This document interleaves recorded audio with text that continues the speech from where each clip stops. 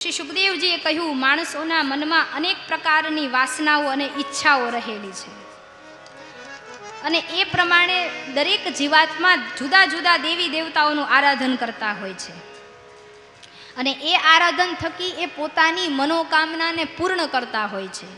જેમ કે કોઈને લક્ષ્મીની ઈચ્છા હોય તો લક્ષ્મીનારાયણનું, બળની ઈચ્છા હોય તો ભગવાનનું, અલગ અલગ જુદા જુદા દેવી દેવતાઓનું, શક્તિની ઈચ્છાવાળા માતાજીનું આરાધન કરતા હોય છે અને એના થકી મનોકામનાને પૂર્ણ કરે છે. પણ સાચો ભક્ત તો એ છે કે જે કોઈ પણ કામના રહિત થઈને ભક્તિ કરે છે. આપણે સવારે આવ્યું હતું કે અડગ શ્રદ્ધા અને નિષ્કામ ભાવ, કે ભક્તિ કરવાની, ભજન કરવાનું, સત્સંગ કરવાનું, નામ સ્મરણ કરવાનું, પણ એના બદલામાં પરમાત્મા પાસેથી કંઈ માગવાનું નહીં. આપણે જે જરૂર છે એની એને ખબર છે અને આપણે જેની નથી જરૂર એ પણ એને ખબર છે, એટલે જ આપણને નથી આપતા. એક ભાઈએ કહ્યું, આખી દુનિયામાં ઘણા બધા અબજોપતિઓ છે અને મને કેમ તમે નથી બનાવતા? એટલે ભગવાને કીધું કે તને ન બનાવાય, કારણ કે તું આખા ગામમાં સારામાં સારો ધાર્મિક, પવિત્ર, ધર્મવેત્તા, ભક્ત માણસ છે અને જો તારા હિસ્સે ધન આવ્યું ને તો તું આ બધા માર્ગથી વંચિત થઈ જઈશ. એ કે એવું કશું ન થાય, તમારે આપવું નથી. ભગવાનને ભક્તનો સંવાદ. ભગવાન કે એમ? તો કે તું અત્યારે કે જુગાર રમે છે? તો કે ના. વ્યસન છે કોઈ? તો કે ના.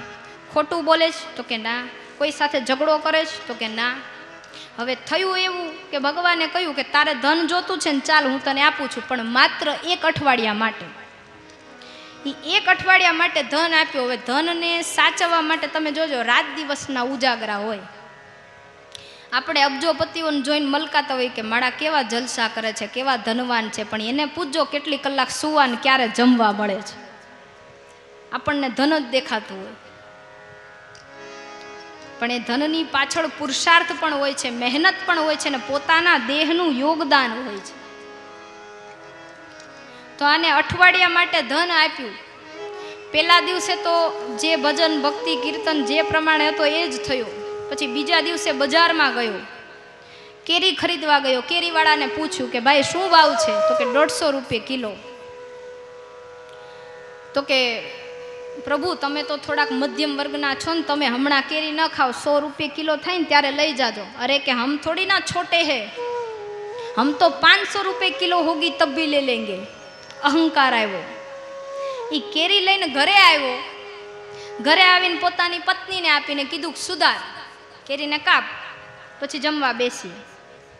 એટલે કેરીને કાપતા ભૂલ પડી એટલે પત્ની ઉપર ગુસ્સો આવ્યો કે તને કેરી કાપતા નથી આવડતું. એટલે પેલા આવ્યો અહંકાર, પછી આવ્યો ક્રોધ. એમાં એના ઘરે કોઈક મહેમાન આવ્યા અને આ જમવા બેઠા હતા, એટલે કે તમે એકલા એકલા જમશો, અમને નહીં આમંત્રણ આપો. એમાં આ ઝઘડી પડ્યો, એટલે ઝઘડો પણ આવ્યો.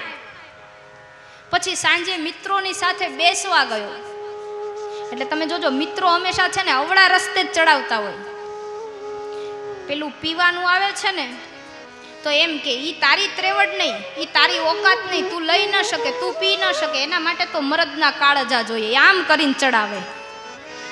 આવું જ્યારે કે ત્યારે કેવું, તારે જેવો સમજ હોય ને એનાથી પણ હું બદતર છું, પણ મારે ઈ નથી જોતું. તારે છાપામાં આપવું હોય ને તો આપી દે, જા છૂટ છે. તો જ વ્યસનથી બચાશે.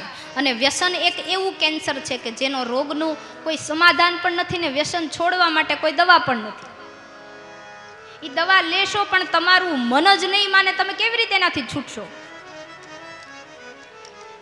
તો ક્રોધ આવ્યો, લોભ આવ્યો, ગુસ્સો આવ્યો, અહંકાર આવ્યો અને પછી છેલ્લે મિત્રો સાથે સાંજે બેસવા ગયો.